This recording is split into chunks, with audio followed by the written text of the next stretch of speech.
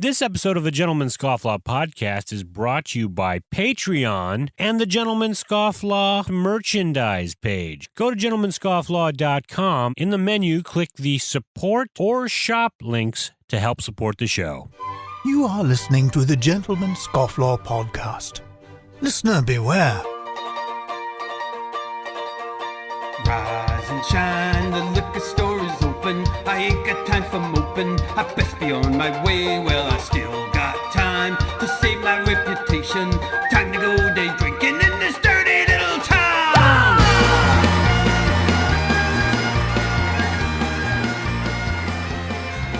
Good afternoon, everyone. Welcome to the Gentleman Scofflaw podcast. I'm your host, Jordan Crowder, and with me in person, as usual, is the Don, Donovan Fowler, and all the way up in the Great White North, Johnny Boy. How you guys doing? Hello, boys. How you guys doing? You guys doing good? I'm good, man. Yeah. Good? I'm sorry I'm a little stuffy. I'm coming off of a cold here, so I know I'm usually stuffed up, but I'm a little more stuffed up this time. You're just a stuffed shirt, aren't you? Yeah, I'm a stuffed shirt. I'm like, I constantly look like the little bug who went ka-chew.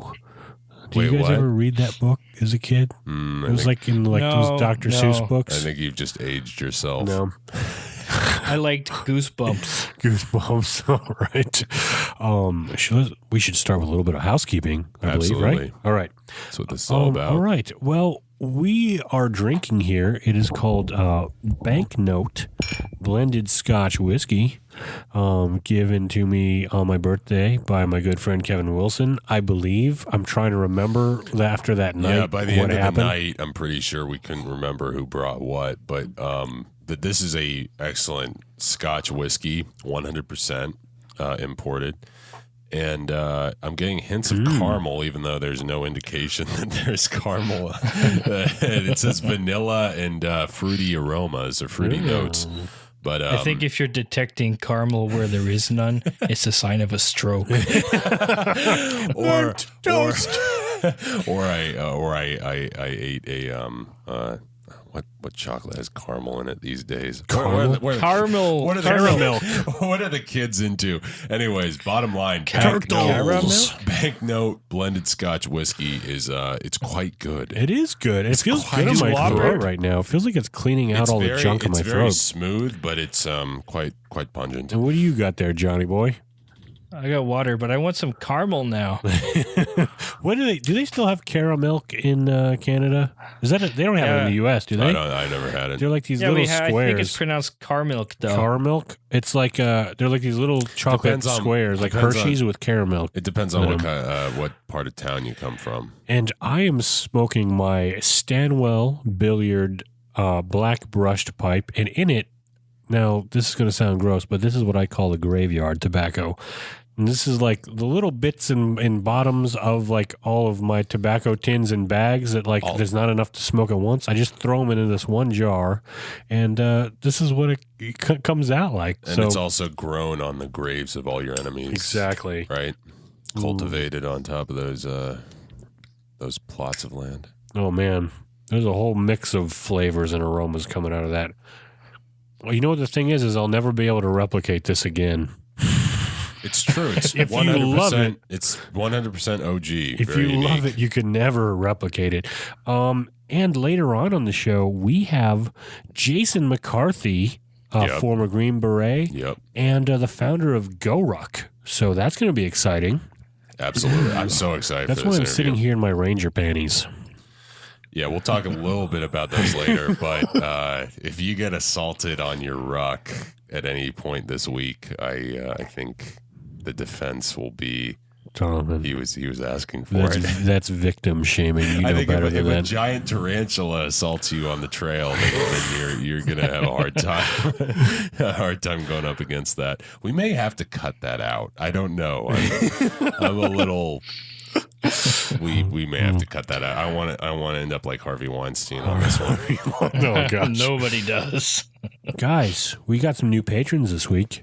and we'd like to Ooh la thank them la. publicly. Da-da-da. We got a Fred Monslow All right. joined at the Scofflaw level, and then a Samuel Bradstreet joined us at the Renaissance Man level. Those are some great names. Yeah, I have they to are. say, like very unique. Yeah.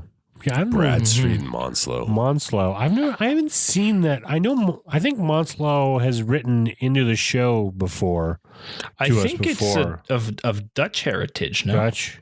That's right. You got a little Dutch in you, right, John? You have some Dutch cousins? The Dirch. I think it's Dutch. Dutch? Okay, that makes sense.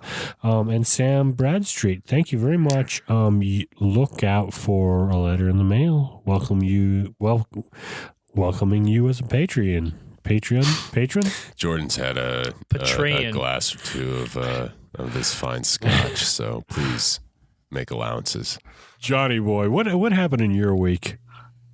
Well, I came across this interesting place called Slashback Video, and I think it's run out of a music store called, I have the name here. What was it? It's actually in Burbank. I think it's called the Mystic Museum or something like that on Magnolia Boulevard. Does that ring a bell? Is that a Burbank thing? Yeah, I think I know where that on is. Magnolia, yeah. Yeah, so they have I don't know what you call it, performance art or something, where they have a mock-up of a video store where it's all VHS and it's all horror movies. Really? And you go in and there's racks and you look at the boxes and you put them down and you walk out. Yeah, Magnolia is a very strange So you place. can't rent these things? They're just for show? Just for show. So we've gotten to that place where, what we used as our common movie medium is an antique. It's weird because Burbank is sort of a like a bastion of nostalgia. Yeah, I feel for like sure. it's like, you see a lot every time I've worked in Burbank and I go there on occasion. It's actually a really nice place to go, but you see people dressed like they're those 90s hipsters pretending to be in the 50s, like that sort of beatnik style. It's very odd. Like you're basically like, you look like you should be in the 90s, but you're emulating the 50s. And then on top of that, there's a lot of Halloween stores that are year round and don't close. Now, Well, there's granted, two of them. They're owned by the same company, but one of them has props. The other has costumes. I Okay, think. yeah. So, I mean, that makes sense because, like, in Movie Town, like, you'll probably find, and there's one of those on Hollywood Boulevard, too. But there is something about Burbank that's very nostalgic for how I think Hollywood and California used to be. There's a place, too, there called, I forget what it's called. It's something that's, like, really like a business, movie business pun. Like, that's a rap or something like Oh, that. yeah, I've Maybe seen it's that. that. Yeah. It's like a... Yeah, they sell. It's a thrift store, and everything you buy in that store has been used on a TV or movie production, and it'll show you like on the tag, what character and what TV show it was used on, which is kind of cool. Oh, wow. There's That's really also cool. there's also a Starbucks Yeah. and a McDonald's and a Burger And a King Subway. and a Costco. Yeah, there's It's a very special place, It Burbank. is. Burbank's a wonderful place. It's funny because that's where I landed when I first moved to LA, and I was like, "Oh, this is kind of cool. Like, this is more like what I'm used to. It's Yeah. not like downtown LA." And then I like posted something on Facebook. Finally found our apartment in Burbank, and then like a bunch of people were like, "My condolences."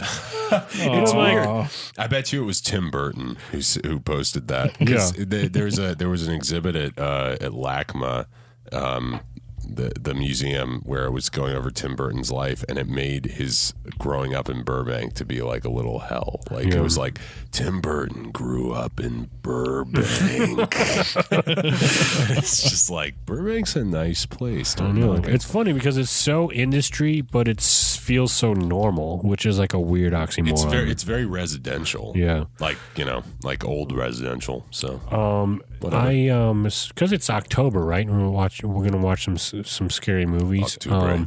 The I Thing. I Gotta s- watch The Thing. I know I'm late on this, but I just saw It. Have you guys seen the remake Still of haven't this? seen that. Yeah. No, missed that one. No, it's actually very good. Like, I did not go into it expecting it to be good, but it's just a good film. I mean, it grossed.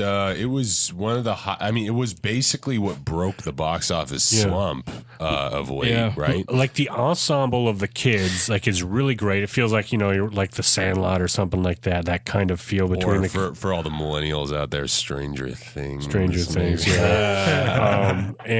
But yeah, and it's terrifying, and it's like really well crafted, like as a story. It's just well put together and beautifully shot.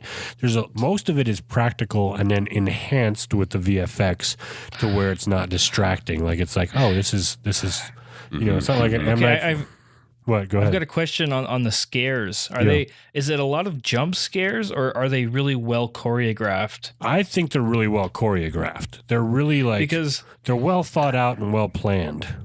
What the kind that I like is that scene in Signs where Mel Gibson is in the cornfield by himself and he drops his flashlight and he picks it up and he bangs on it a couple times. He's looking around and he sees the legs slowly turn back into the corn stalks. Yeah. That's the kind of freak out that I like. That's the thing about M. Night Shyamalan. If you really watch his early stuff, I mean, this is kind of stating the obvious, but basically, I watched The Village recently and I was very impressed. Even though I know the twist at the end and I kind of am a little bit disappointed by it, I'm very impressed by his ability to create suspense and to also like have those surprising moments. Yeah. So, and I think I feel like that's what I've been getting from the reviews of it. Yeah. Like that's like kind of the. It's the definitely feel. worth seeing, and it's worth seeing on a big screen too. I think because I think it's just like we saw it with like a packed theater on a big screen, and it's just like the vibe is just it's just much more fun to see a movie like that way.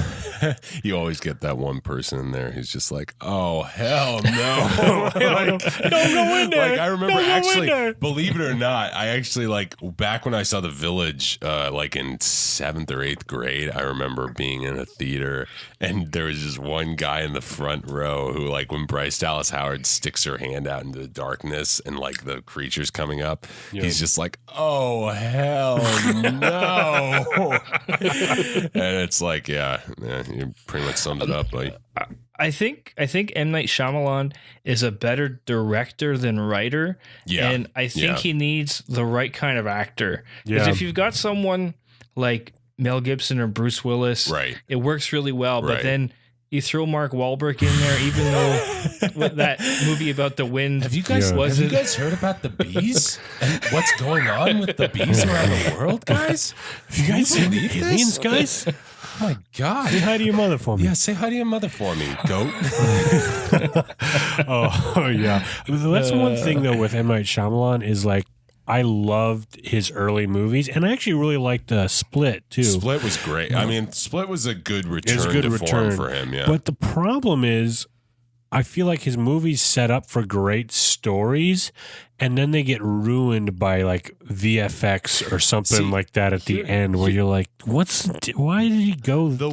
Why did he go so cheap with it? But the thing is, with Split, I don't quite understand where that happened. Like where you think that happened, because I'm trying to remember. Well, I think it went into like maybe it just became a little too fantastical to me, and it was genuinely terrifying before I knew what was actually going on. Oh, okay, and then the mystery was gone, and it wasn't as scary for me. Yeah, it's weird with directors like that because you always wonder, is it like because I mean, people take for granted how much filmmaking is like a collaborative process, and I think that's why a lot of like artists will fail if they try to make themselves an island, because basically you a lot of times you have a good producer, you have a good director of photography, you have a good set designer, whatever.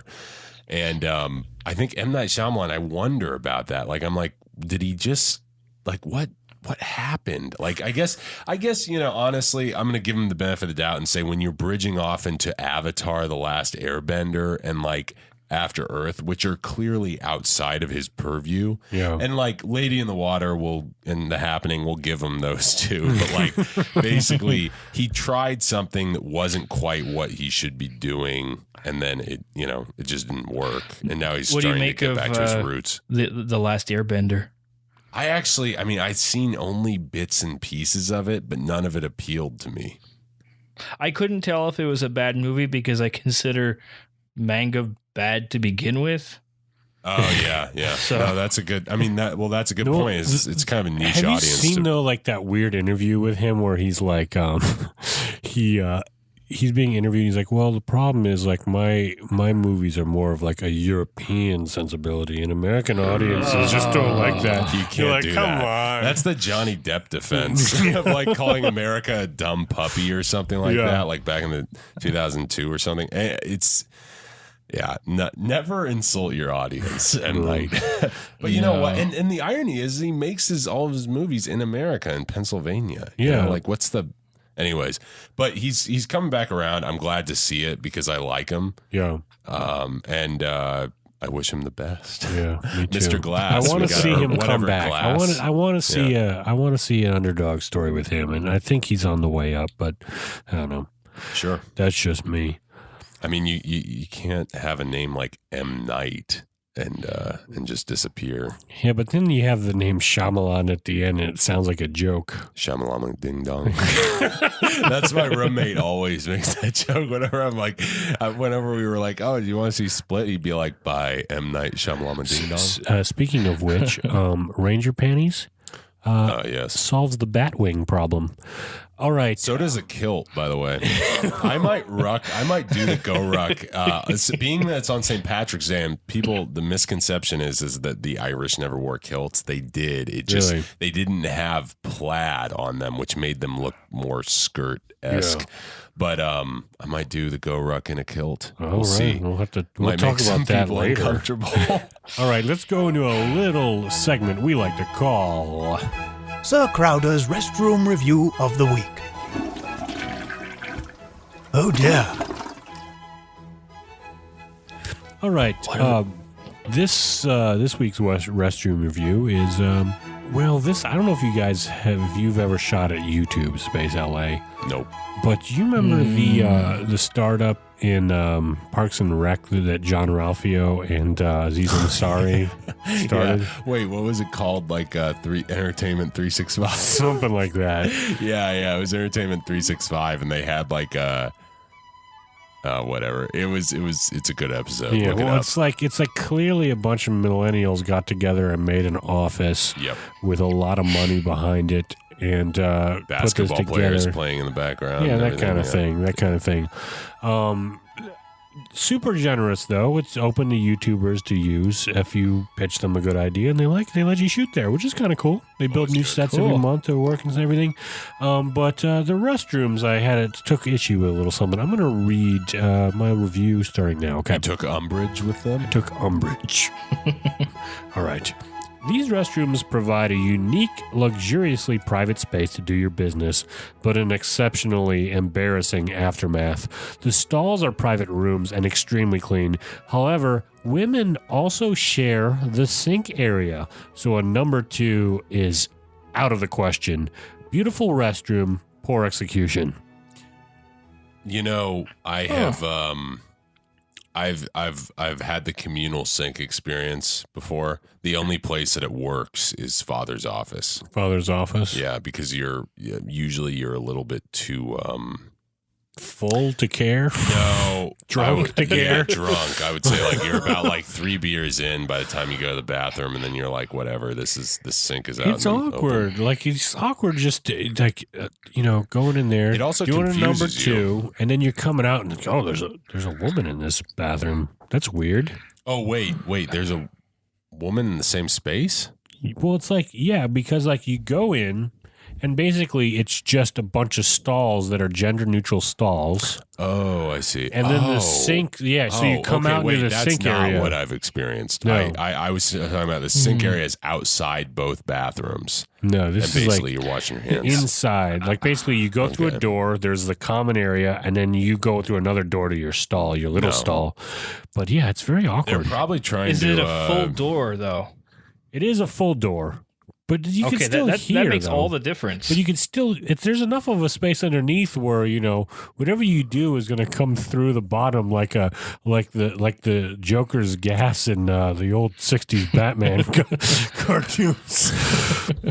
They're probably trying to avoid whatever, bathroom politics these days. Oh yeah, I'm sure it has something to do with The that. way it is. But It's a clever idea when it comes to that, but it's maybe they're trying to Not cover good. their butts, probably. But Just poop at home and all problems will be solved. yeah, but you can't always poop at home. That's why these reviews Yes, you are can. here. You hold it. You hold it in. So let's move on to a segment we like to call Listener mail.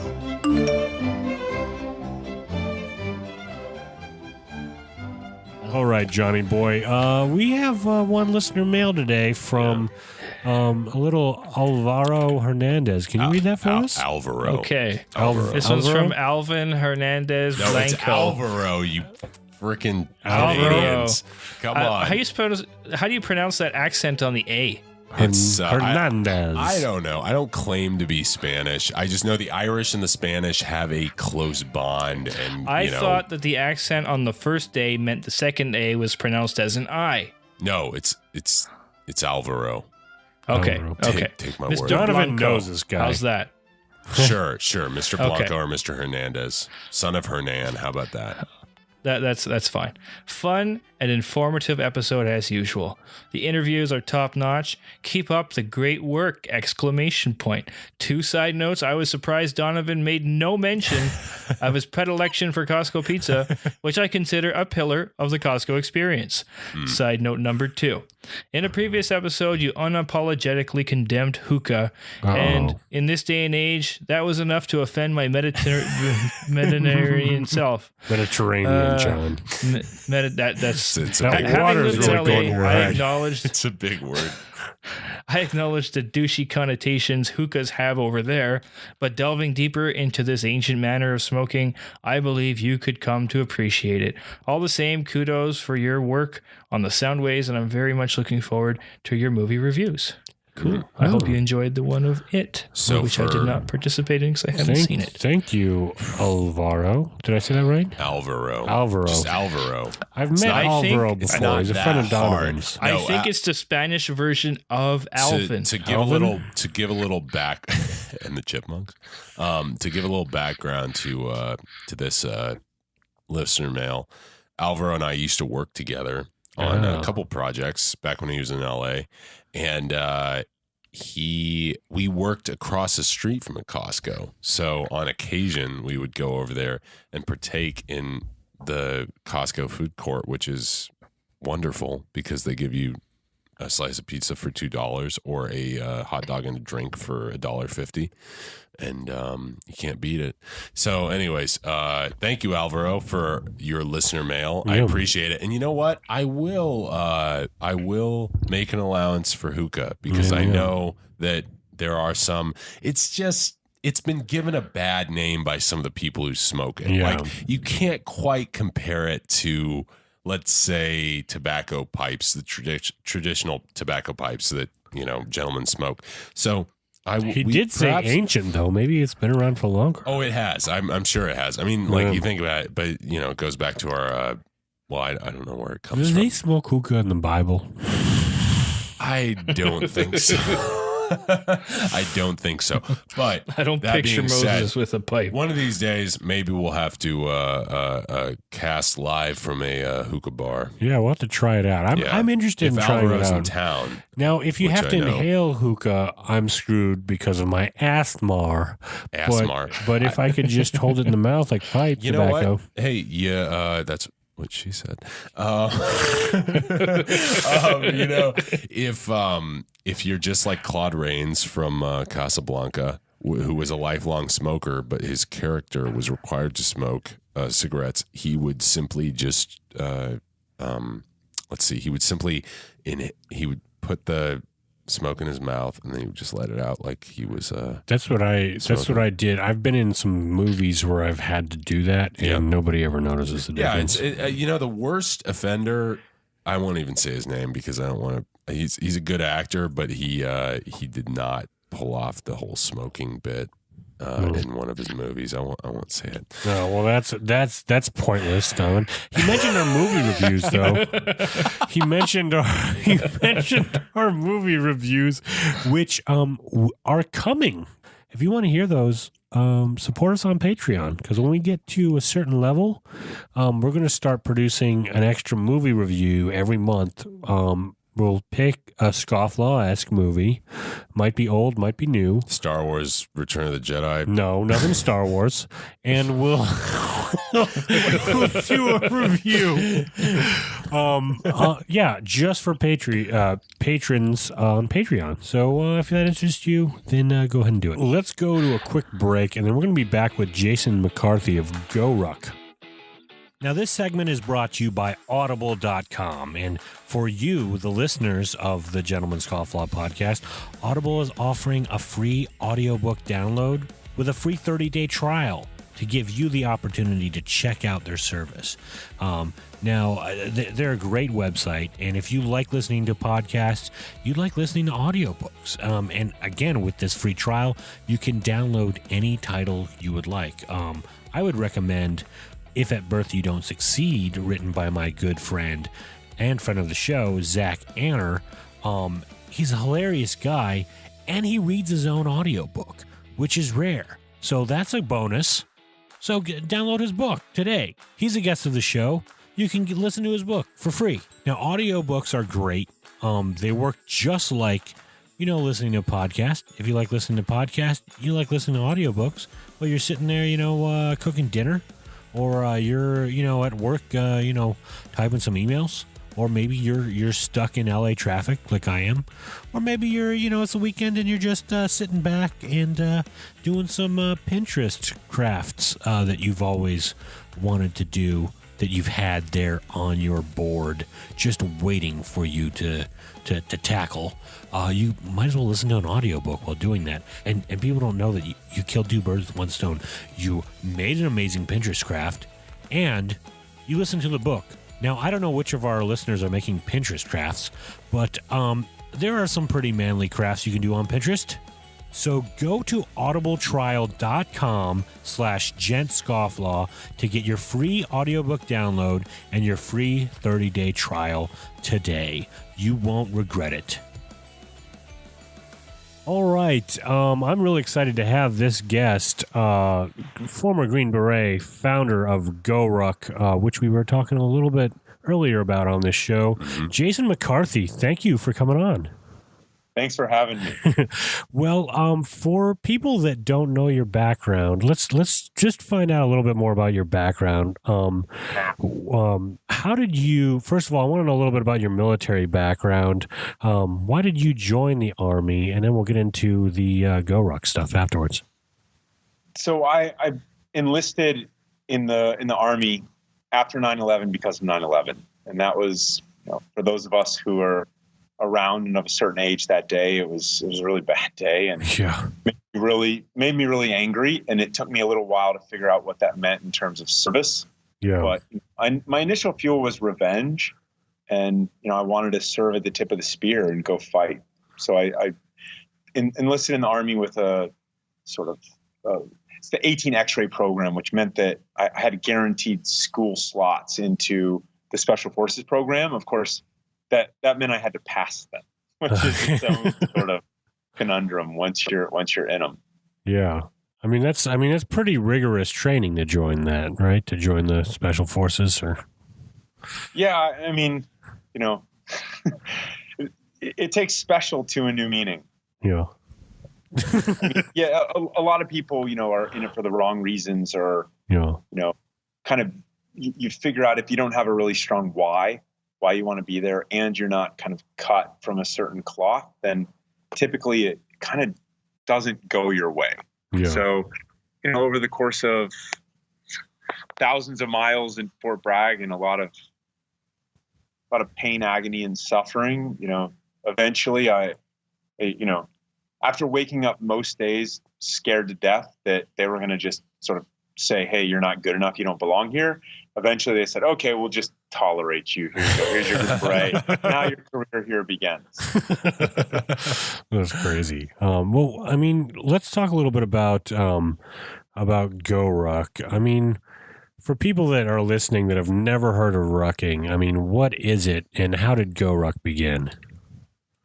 Wow, those are two big questions. Right? You So could separate them. So the first thing that rucking is it is the foundation of special forces training. Okay. So to move with a backpack or a rucksack, if you will, with weight on your back is the most basic task that you are required to perform at Special Forces Assessment Selection and throughout your Special Forces career. So, things like ammunition weigh real pounds, and you have to carry them for real on your back. Yeah. So rucking, as we've done it at GoRuck, has been a little bit more inclusive. And by that, I mean, we've basically said, hey, the military takes all the fun out of everything, even though the military is a great proving grounds. So don't ruck a 100-pound rucksack.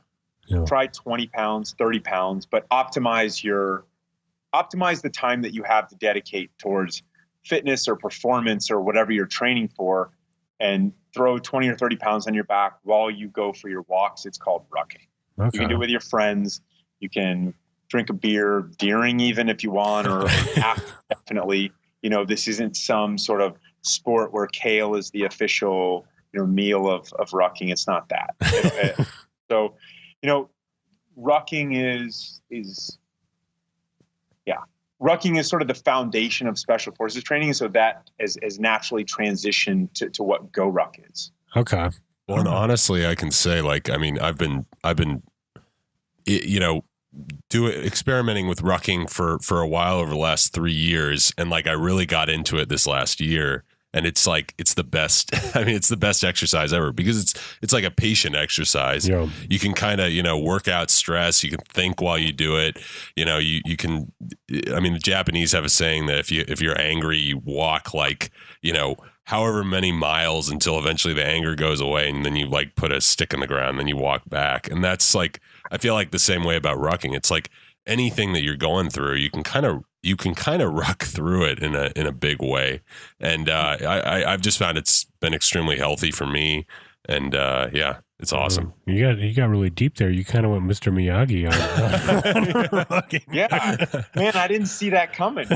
Seriously, no. I feel like I started back in July, and I've lost 30 pounds doing just rucking and pretty much just kind of eating a regular diet, like a starving artist diet. And then, basically just, I don't know. I feel like it's done mental health things for me and physical health things. And the bag is the best investment I've ever made. That thing is the toughest. That is what we call a segue, right? Well, because you just brought up the bag. Yeah, there you go. It was unintentional. It was pièce de résistance. Tell us a little bit about the GoRuck bag and how that came about. So it was a really terrible idea I had almost a decade ago now. And I was still in Special Forces, and my wife was a diplomat in West Africa in a little big town, I guess, called Abidjan in Cote d'Ivoire. And, I just been there for the first time after my deployment to Iraq, which was 2007. It was a bad year there, right? Just sort of the height of the surge, and it was a violent year. Yeah. And it was my only war deployment. But I showed up and I brought that mindset, that Special Forces mindset with me when I got there.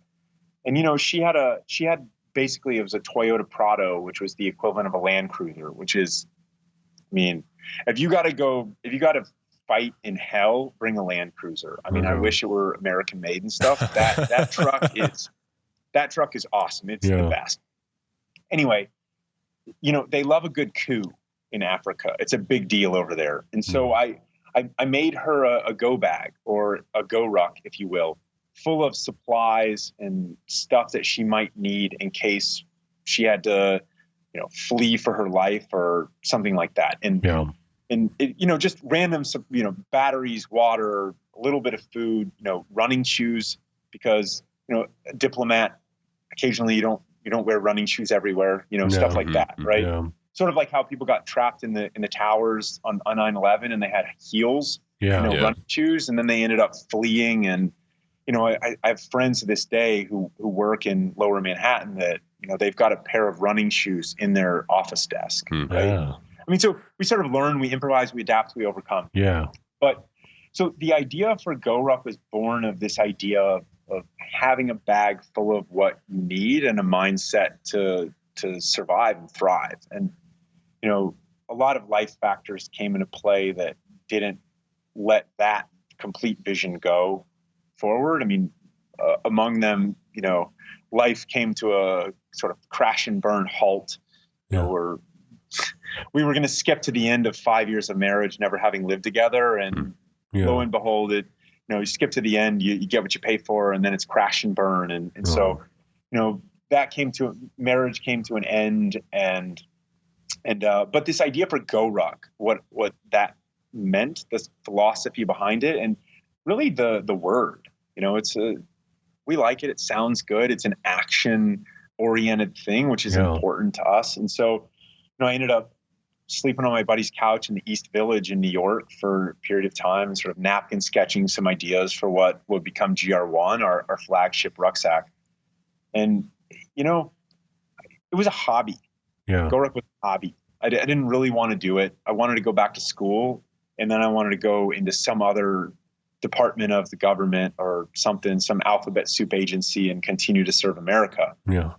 But, you know, the big guy upstairs, life, call it what you will, had a different plan for me. So it ended up being that the rucksack was the initial kind of catalyst. I mean, Donovan has a bag. I'm about to get one. I got a bunch of gift certificates for my birthday because I know that we're going to do this challenge coming up.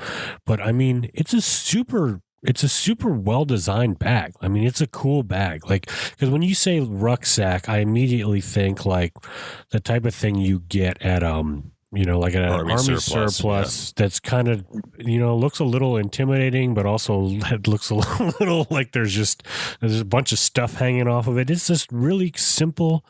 It's cool bag. Simple black minimalistic. Bag, right? Yeah.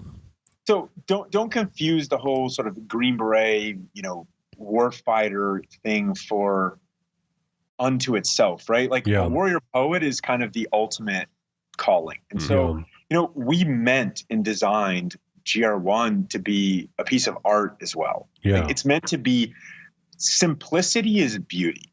For sure. And so it has, you know, on the design side, we say less is more and more is lazy.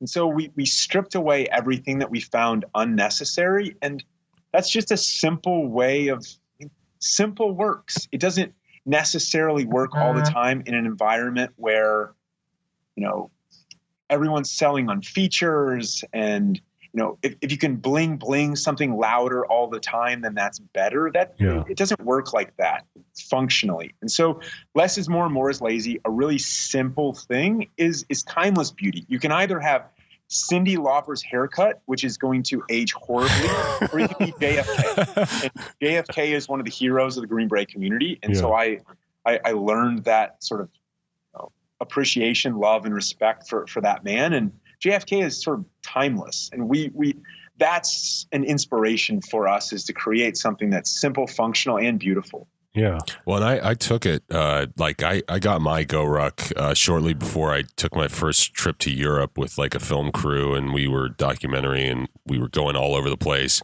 And it was like just the best thing ever. You know, it fit into overhead compartments, no problem. Like, you know, was super, like, despite the minimalism, you know, you'd think that like you'd need more compartments, like you said, and everything like that. But like anything. Oh, you think you need a special pocket for your right.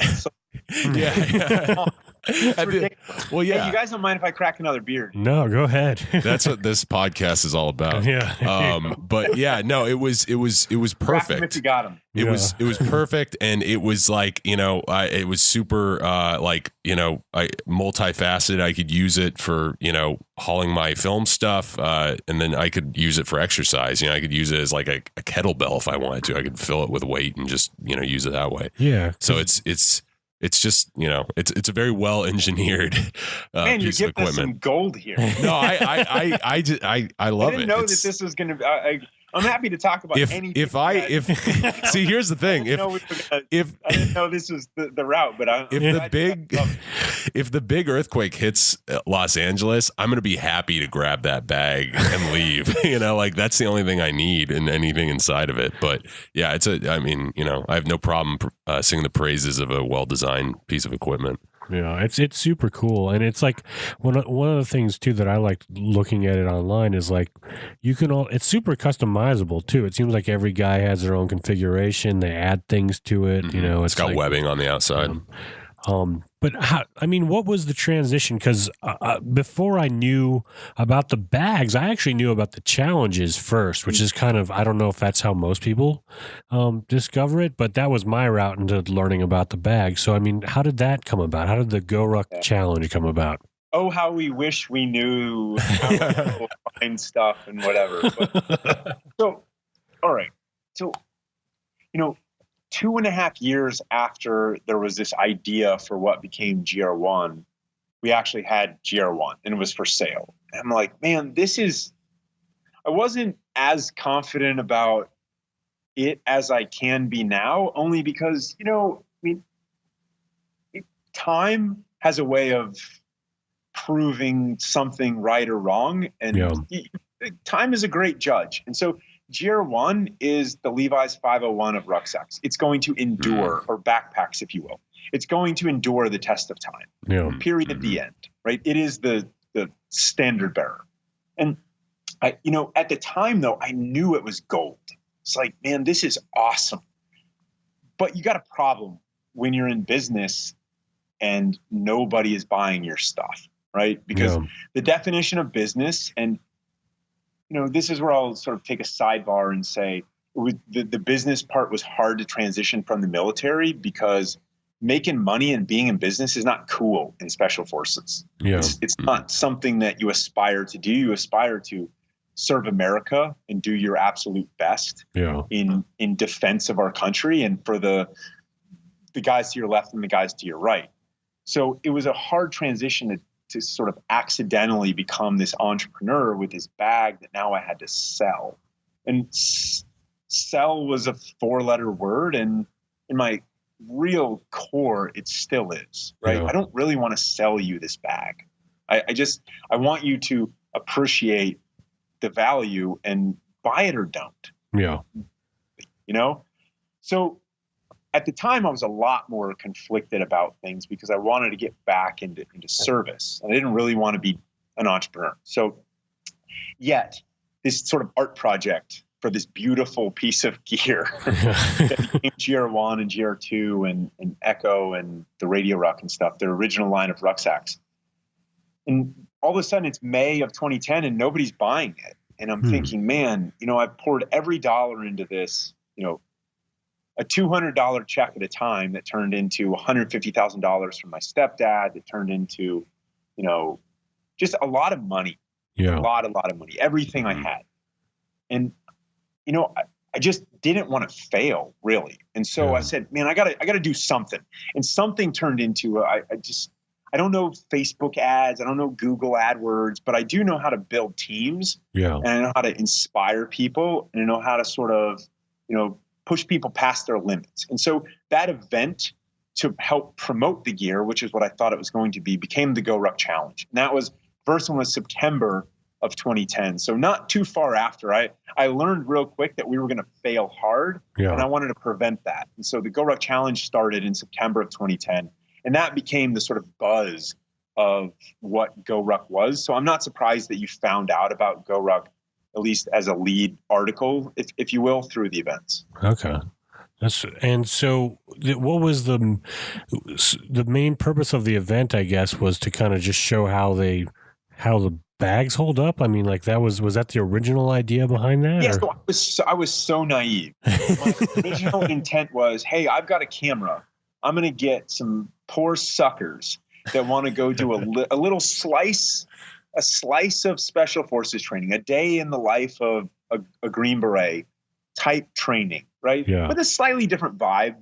Yeah. Because I didn't want it to be negative or like boot camp at all, but it's going to be tough. It's going to be, you've got to perform. And so I said, hey, show up to this thing and I'll lead this event. I'll be with you as a special forces cadre or instructor / leader the entire time. And I'll build it into a team. But ultimately, my goal was to take pictures of the gear getting beat up and thrashed. And so I thought that could create sort of a halo effect over what we were doing at GoRuck, which was to say this gear is indestructible, because it is. Yeah. And it was and it is. Our standards of quality are in line with what you would expect from someone who knows, and I'm talking about myself now. I know that my buddies are going to take our gear to war, and that matters a lot more to me than anybody that will buy our gear for their daily use. The good news is that creates a halo effect of quality over everything that we do. And so I wanted to sort of demonstrate and prove that. Take pictures. I thought it would be cool. We'll take pictures in San Francisco and DC and New York, and we'll carry logs down the middle of town and, stuff like that. And I thought it would be a way to attract some attention. All right, let's take a quick break, and we'll get back to the rest of the interview. Scofflaws, I wanted to take a second to talk to you about Patreon. Now, if you've never heard of Patreon, basically it's a platform for creators, for patrons who are fans of a given creator to help support their creation. So we have a Patreon page for the Gentleman Scofflaw podcast. You could support the show for as little as $1 an episode, which is like what? This is just cheaper than a Starbucks coffee, right? So maybe give up one. Why does everyone always do that? They say it's cheaper than a cup of coffee. Okay, what else do you spend $1 on? Maybe it's cheaper than buying Q-tips. Maybe you don't need Q-tips for the month. Maybe this month you avoid Q-tips, right? I don't know. I mean, I hear they're bad for you anyway, but maybe that's not true. I don't. Maybe don't sacrifice anything related to health for the $1 an episode. But Patreon is great because you, the patron, also gets rewards for joining the Patreon. So examples of stuff that we have are extended interviews and outtakes, stuff that gets cut out of the episode that you don't hear for time's sake, because we try to keep a tight, entertaining show, and sometimes there is some gold that doesn't make the final cut. So you get to listen to some of that. Also, you get behind-the-scenes videos, photos, and bonus episodes. For example, we did a bonus episode at the Big Shave West, which was a lot of fun. So more of those type of things are coming, as well as monthly live video hangouts where you can interact with us in person, which is a lot of fun. We've done a couple of free ones to test it out, and it's been a lot of fun. We get to talk with the listeners in real time and get to know them, and they get to ask questions, and it's always a good time. And here's the pièce de résistance is when we hit our goal mark, we are launching a whole new movie review podcast, a Gentleman Scofflaw movie review podcast. Since we're all of us on the show are writers and filmmakers, and that's our background. We love movies. We're going to go through a catalog of what we think are either gentleman or Scofflaw-esque movies. So if you join, you'll get that show as well. Everyone who joins on Patreon at any one of the tiers, even at the $1 an episode, gets a free Gentleman Scofflaw vinyl sticker, which is super cool. It's a full color sticker. It's really sticky. You could stick it on, anything you want to stick it on. Also, you'll get thanked on the air for your support. So check out patreon.com/gentscofflaw, or you could go to gentlemanscofflaw.com and click the support link on our menu, and it'll take you right there. We look forward to seeing you on Patreon, and thank you for supporting the show. Yeah. Well, I mean, it worked. To some degree, it worked. I think it's going to keep working. Yeah. Well, I look on the site for events, and it's like there are hundreds and hundreds of them. It's international, right? And international, so it's like these things are going around the clock.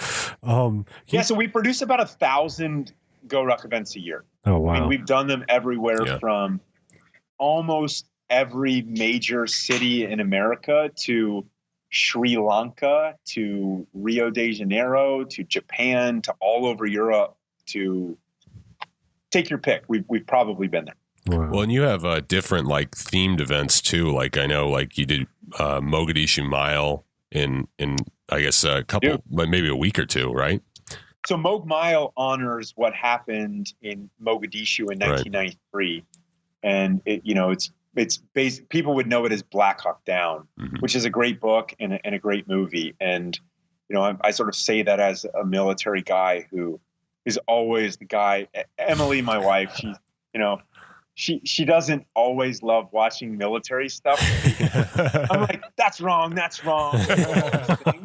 But Black Hawk Down is as authentic as it gets. So there's a lot of garbage out there. Mark Bowden did a fantastic job writing that book, and then they turned it into a really solid movie. So we sort of created an event, because never forget also means you need to remember things. Yeah. So whether it's 9/11 or Mogue Mile or the Bataan Death March, whatever the case may be, getting a special forces guy to lead an event that honors that, or it's in Normandy or it's in Bastogne, stuff like that. And getting a special forces guy to lead an event that honors that also addresses some of the historical significance directly is important to us.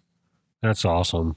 Well, what's the difference between something like GoRuck and something like a Tough Mudder? Because you see a lot of that a lot of these obstacle course type races that kind of have become super popular in the last few years. What would be the thing that separates GoRuck from those? So an obstacle course, and I had to do a lot of them. There's a famous one called the Nasty Nick that's at Camp McCall, and every Green Beret has to pass it in order to become a Green Beret. I mean, an obstacle course is a fixed thing. Okay. You show up, you climb your rope, you climb down, you climb the ladders, the whatever the case may be, and you're done. It's kind of impersonal. And so it's sort of, it is what it is. They have to build, there's a huge setup associated with it, and you show up and you run your OCR, your obstacle course race. And it's a good time depending upon who you do it with and how much beer you bring, which is how I used to run those. So a GoRuck event is different because there's no stated route. There's no set course. The outcome is that your special forces cadre who's with you the entire time takes your class, and it's strangers. People show up and they build your class into a team. And so you get a lot of lessons along the way. You meet a lot of great people. And I mean, for real meet, not like your Facebook friends, or not like you sort of see them on the obstacle at Tough Mudder or Spartan Race, which by the way are great events. They require a lot of setup and they're very professionally run, but it's very different. This is more about overcoming real mental obstacles that are unpredictable. It's about the adaptability being a key component for what it looks like to be a special forces guy. So you have to adapt to the unknown, and the unknown is what the GoRuck events embrace. Okay. Well, it's obviously it's military type training, and a lot of guys prepare for these events if there is a way to actually prepare for it, because like you said, it's pretty unpredictable. But there is. So rucking is the foundation of special forces training. You show up at selection, special forces assessment and selection, and you have a 45-pound plus rucksack on your back almost at all times, and you have to move from point to point on land navigation courses. And then that builds into team events where you're doing military style formations in the woods, and there's sort of ambush and react to ambush and all that type of stuff. But ultimately, ammunition weighs real pounds that you have to carry. Yeah. And so, rucking in terms of moving weight on your back is the foundation. And so the foundation of GoRuck events is rucking. And that just means put 20 or 30 pounds on your back, optimize the time that you have in your life where you're walking the dog or walking the kids or mowing the lawn, whatever the case may be, and just move more. And so in life, if you move more, you're probably going to end up being fitter, happier, more connected to what you're doing. It doesn't behoove us to just sit in a desk all day and curl our backs and our necks and sort of, become like that. We're not genetically predisposed to wanting to do that. So the more that you move, the better. Yet, life's a busy place. So if you want to optimize that time, you put a little weight on your back while you do it, and you get a lot of additional gains. Okay, cool. So ruck more. Ruck more. Do some push-ups. Yeah. Some body weight stuff. Rucking, body weight stuff, sandbag training, stuff like that. I mean, it's true functional fitness. Yeah. It's not Olympic lifting. It's nothing like that. It's more about, there's an endurance, but there's also an endurance of strength. Yeah.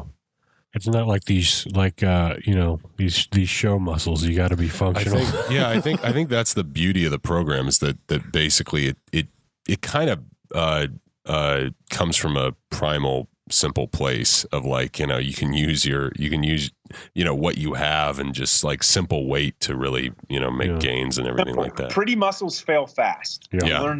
You learn that really quickly, right? So you need to have some endurance. You need to be able to perform over the long haul. Yeah. And the events are designed for people to be successful. If this were a boot camp, then this would have failed a long time ago. They're really positive, and what the support structure within an event is the team environment. Yeah. Team environment is your body throughout a lot of evolutions. There's an up and a down. There's a roller coaster ride associated with, I feel good. I'm a little bit, I feel less good, and that's where the team cross-loads stuff. And that's sort of Special Forces 101 is you cross-load according to time, weight, all those types of things. Well, that's what I think struck me about it most when looking into it, because I see stuff like these big stuff like Tough Mudder and stuff that seem like great, but it is a race, and I've always liked the idea of it being a team effort rather than just kind of like you're on your own and doing your own thing. This is absolutely, so that's kind of the difference between Spartan Race and Tough Mudder is Tough Mudder kind of positions itself as not a race, and Spartan Race has the time and the clocks and stuff. But this is different again from the standpoint of everybody who starts together, you stay together the entire time. It's not like a Tough Mudder where you go at your own pace and you can be faster. Yeah. That's not the point, right? And I think what we'll find is throughout the course of our lives, the times that we've spent putting into the teams that we love, whether it's our family or our friends or our coworkers, or we move at the same pace together, even though sometimes some of us carry more of the weight and sometimes we carry less of the weight. And when you're young, maybe you carry a little more. Some ways when you're older, maybe you're a little wiser, you carry a little bit of different weight, right? And so the real difference is that you're just together the entire time. You get to really know the people to your left and to your right. You form real bonds throughout 12 hours or 6 hours or 24 hours, whatever the event that you choose might be, you're just with the people the whole time. So that it has a lasting impact. Yeah. It definitely seems like it does, because when you see, like, I've been reading, articles and stuff and talking about it, and it seems like because you're nervous about your event. Yeah, I know. Well, I'm like, probably not. Yeah, you're a stud and everything. But I'm one of those guys that just like gets into like research and reading stuff before whatever I'm going to do something. But it's people like they talk about that all the time. It was like they make these like lifelong friends, and they end up doing it with the same people a lot over and over. It seems like they try and join a lot of competitions even after, like, it's not like a one-time thing. People seem to get hooked by it. So and then you go do stuff with other people, and ultimately, reading and stuff is great. And I read as much as I can, as often as I can. I love books. I love magazines. I love, smart people sharing their thoughts in that format. But you can't become Lincoln as a leader because you read a book about Lincoln as a leader. That's true. You got to get out and lead. Yeah. You can't become tougher because you read a book on toughness. You got to get out and do tough stuff. Yeah. Right. You can't just prescribe to this notion of, everything's going to go my way. I'm going to plan my day around my workout, and it's, I'm going to show up to the gym or the box at this time, and then I'm going to do this exact workout. And I've got my pre-workout, my during, and my post and stuff. And, it's just, you got to be ready for a little bit more sometimes. Every once in a while in life, you got to just stay up all night, and whatever project you're working on, you got to just crush it. It's like, how many Red Bulls do you need to finish your awesomeness? As many as it takes. How many beers do you need? All of them, right? It It just sort of you've got to break the norm a little bit. Yeah. And so, read up, do all of that kind of stuff, but ultimately showing up and doing it is a reward. Yeah. I think we need to get that made into a t-shirt. How many beers do you need? All of them. All of them. Well, it's like you said, just showing up and doing it, that's the most important thing. I mean, how important is the equipment for an event like this? Because that's something you see a lot about. It's like people have like got, this is all the stuff I used. But I mean, is that any of that stuff important? I mean, ultimately, the equipment that you use is secondary to your participation. Okay. And so, I always like to take these kinds of questions back to my roots in Special Forces, where you're tasked with a mission and you will complete that mission or you will die trying, right? Now, if you want an edge, then you upgrade your equipment. You make sure that you clean your rifle. You make sure that you do all the preparation things. You have, all your magazines are loaded correctly. Yeah. You make sure that you have all of the things that you could possibly need throughout the course of this. And then you sort of, trust your training and you trust in God, and you say, I'm going to go do this thing, and whatever happens, happens. Do your best, do your worst.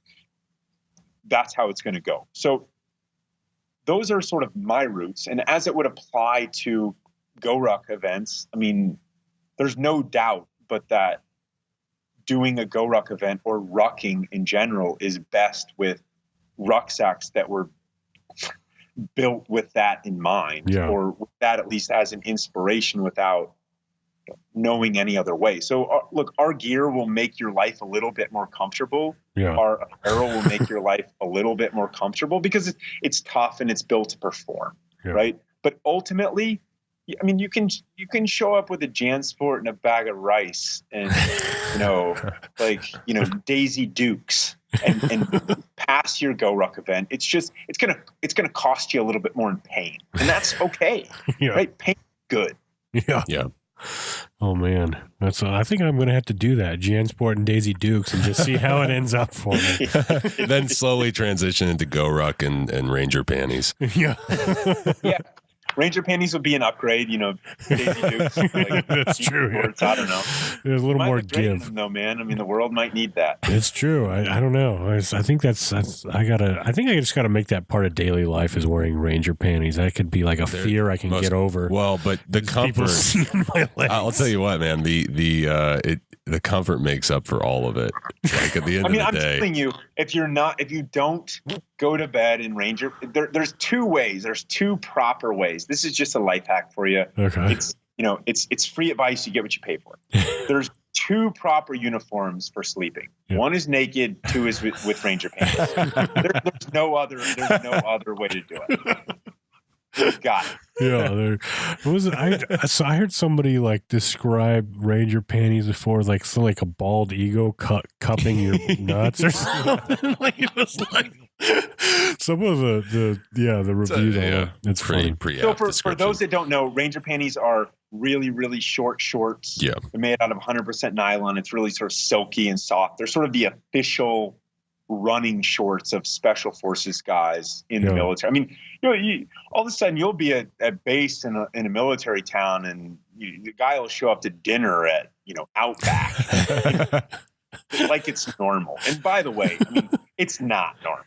I mean, these are really short shorts, and they're really awesome. I mean, I still in the morning when I ruck the dog, or I got the kid in the front loader, Ryan in the front loader, and I wake up. I don't always change. Sometimes I go out. I got my T-shirt and my Ranger Panties on, and it's awesome, right? It reminds me of being an SF dude, and I love being reminded of being an SF dude because that's pretty awesome. That's pretty cool.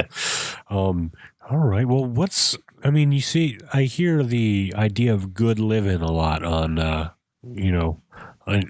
as it pertains to GoRuck. What does that mean? What is good living? So basically, that's an old school OG phrase as it applies to the challenge, which is it's good living. It's going to hurt a little bit, but I mean, You know what hurts worse in the long run is wasting your life away on a couch, just sitting there, not doing awesome stuff. Yeah. So we view the world and life is really short, and the world is your playground. Go out and get after awesome stuff. And just that becomes, you want to be awesome, you got to do awesome. So get out and do more of that type stuff. And GoRuck is representative of that. I mean, it's a cut above in terms of, depending upon which event, again, that you choose, the difficulty and the outcomes that you'll get for that. I mean, there's no shortcuts, right? Yeah. If you want to go join a gym for $10 a month and, hope that that's going to provide you what you want in life, maybe it will. The world is what you make of it. This is sort of forced, and it's very difficult. And ultimately, it comes down to your attitude while you're doing it. You can either feel sorry for yourself and say, man, this sucks, or you can embrace the suck and say, man, this is good living. Life is really good right now, because back to our roots again, I know a lot of guys that got banged up pretty bad, missing limbs, not quite right, whatever that looks like. I know a lot of guys that are buried at Arlington and at other places around our great country. And they paid the ultimate sacrifice, and they'd give anything to still be breathing freedom, spending time with their families that they loved, out doing awesome stuff. But they would not be jealous of someone wasting it away. And we think that there's a lot of people out there that just need a little push to do something awesome. And this is very clearly and definitively awesome. This lifestyle that is based on the Special Forces way of life it's a better way to live your life. And so there's a lot of people that have sort of caught on to it, and we're grateful that they're in our community, our family. And, so when you're out there and you're doing your push-ups and you're rucking for however many miles and you've got some casualties and all that stuff, I mean, you're really fortunate and blessed to be able to do that at that time. And so it is good living. Yeah, that's awesome. Yeah, that's an awesome perspective. Well, where can people find you, Jason, or GoRuck? This is the time where you can plug your stuff. We're in Jacksonville Beach, Florida, right? And my dog Monster is at our headquarters all the time. You can come meet us. If you meet him first, you'll like me better. Trust me. The ways of the world, because a man with a dog is always better. But we are at GoRuck.com, and you can find all sorts of fun stuff to do with your life on there.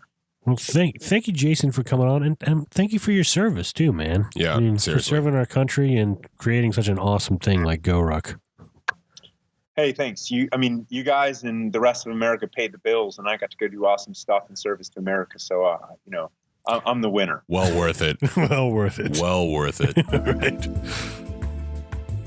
Hey, this part of the show is brought to you by Phoenix Shaving. If you like to shave, and you are a man or a woman, I mean, some women are hairy. That's all right. That's okay. No judgment. But if you're a guy that likes to shave and appreciates the finer things in life, go to gentlemanscofflaw.com/shave.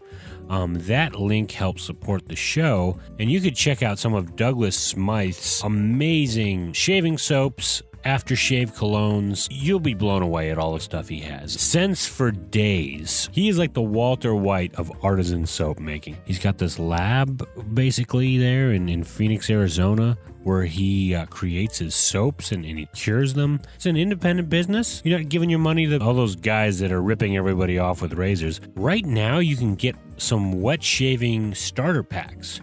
So it has everything you need to get started wet shaving. You can get sets that have the safety razor, the brush, the soap, the aftershave. Tons of great scents to pick from. I've mentioned before, one of my favorites is Tombstone. Also, they have Sundown, which is like a classic barbershop scent. They've got Cavendish, which smells like pipe tobacco, which is amazing. I tell you, I've been using the stuff, and I don't get any razor burn or razor bumps anymore. This stuff is amazing, especially the aftershave. It just removes all irritation, bumps, redness. It's like I've never looked so dapper in my life, and that's thanks to Phoenix Shaving. So go to gentlemanscofflaw.com/shave and stop being a slave to the cartridge razor shave. All right. Great interview with Jason from... Fantastic interview. Yeah. That guy's He's a good fantastic. guy. We're gonna. I think we talked a little bit during the break. I think we're gonna go to Runyon Canyon with him and Ruck, and then get some Barney's Beanery afterwards. Right? That's all I ever want in my life. That'll be a lot of fun. So if you guys, the listeners, want to join us, we are doing a Gentleman Scofflaw podcast GoRuck challenge. Now it's going to be in March in San Diego on March 16th, which will be the anniversary, the 1-year anniversary of the Gentleman Scofflaw podcast. Donovan and I, and John maybe too, right, John? Yeah, maybe. Maybe? Not. Maybe? No, come on. I said maybe. Will join us for the GoRuck Tough Challenge. And if you want to join us, we're going to include a link in the description to where you could sign up for it, and also a link to the Facebook event where we can keep in touch and meet up in Southern California to prepare for the ruck. Just a disclaimer from one friend to another when it comes to these subscribers. Prepare yourself. Because I've done the light version of the GoRuck twice, and it's been an experience. Yeah. So you should definitely bring your A game and be mentally tough. And I think that's all you need, mental toughness. I shouldn't jump the gun on this, but let's just put it out there, right? So it's something that we have to do. Sure. I'm going to get some Gentleman Scofflaw morale patches made for the GoRuck bags. That'd be great. So if you come and join us, you'll get a patch that you can put on your ruck of the Gentleman Scofflaw podcast. We'll represent. Yeah, amongst exactly. Amongst the team. So we hope to see you there. Join the group. We'll go ahead and keep you guys updated on the progress of training for the challenge. You got 5 months. You can do anything in 5 months. I mean, supposedly, according to GoRuck's training plan, it only takes about 6 weeks to get in shape. Now, granted, that is if you're like, I think, already within the range of being in shape to begin with. Yeah. So 5 months, long time. And I think you can. Well, here you go, right? You can do more than enough time. You could do like a P90X leading up to Christmas. Right? Or something like that. Like one of those like 90-day things. Even just like move your way up, push-ups and rucking. Yeah, push-ups and rucking. And then in the new year, you could do the GoRucks actually has a GoRuck on their site. They actually have a plan you can follow for 6 weeks. Absolutely. Leading up to the challenge. So you could do that too. So and if you're in LA, look us up. We'll ruck with you. Yeah, we will. Well, definitely. We're gonna organize some rucks together. So if you're interested in that, links in the show notes. Also, I'll ruck with people up here. Yeah, John will ruck with you up there. There's Canadian GoRuck challenges. You can do it up there. I'll ruck you a long time. I mean, the Canadians were there with us on D-Day. Exactly. Scotty from Star Trek lost his thumb on Gold Beach, so it's true. You know, interesting side note: Canada during World War II had more soldiers fighting per capita than any other country. That's crazy. They also were in before the U.S. too. Yeah, we were there with the Brits under the Brits. Yeah. To be fair, your figurehead is still the queen, whereas us, we didn't quite have that commitment. So we'll give you that one. We'll give you that one. John, on another side note, didn't you say you saw Justin Trudeau downtown like a couple weeks ago? I did a couple weeks ago. He was pulling up to a hotel across from where I work, and there he was. And then this week I saw, I guess what you'd consider one of our former governors. And I said hi to Jean him. Charest. That's right. Next time you see those guys, see if you can get them as a guest on the podcast. We can see if Trudeau actually wants to take that Zoolander quiz himself. All right. You know what time it is, guys? It's time for the giveaway. All right, so let's get a drum roll going, okay? All right, this week's winner of the Phoenix Shaving contest giveaway is Laura Gaudette. And Laura Gaudette, you are going to win. We're going to send you a High Jump 47 aftershave and cologne. And next week, we are giving away Phoenix Shaving Black Bot aftershave and cologne. Donovan, you want to talk a little bit about that? What I does that will smell definitely like? talk about Black Bot. So this scent. Well, let's start off with the label. It has a very Godzilla-esque imagery to it, but It looks like instead Big of, Hero, right? yeah, I guess Big Hero or say Iron Giant. Iron Giant, you know, yeah. very much a giant figure staring over a skyline of buildings. So this is all about 60s musk. Oh, nice. Which when I hear that, I think of Don Draper, but this says an epic homage to Black Belt. Yeah, so if you want to win this, go ahead and click the link in the show notes to the Instagram giveaway. And my apologies to anybody actually entering this this competition. I have given you no information about Black Bot aftershave, but I think from all the experience I've had with these aftershaves, I would vouch for it. Yeah. Time and again. All of them smell It's great. amazing stuff. Yeah, and it makes you feel your skin feel all tingly and Attracts smooth. the ladies too, so you know. That's the most always important part. Yeah. Also, if you want to support the Gentleman Scofflaw podcast, John, is there a way they can do that?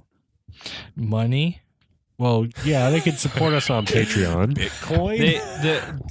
We have an awesome shop, an online store shop place, a merch table.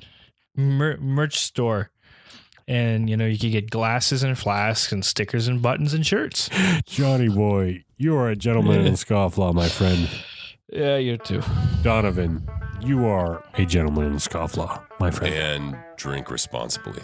You guys have a great week. This has been the Gentleman Scofflaw podcast. Follow us on Twitter, Facebook, and Instagram. Subscribe on iTunes or your favorite podcatcher. Visit us on the interwebs at gentlemanscofflaw.com. Captain says his ice on the river. We ain't getting home if we don't break through. So damn cold, I can't help but shiver. Rise and shine, we got work to do. Hey!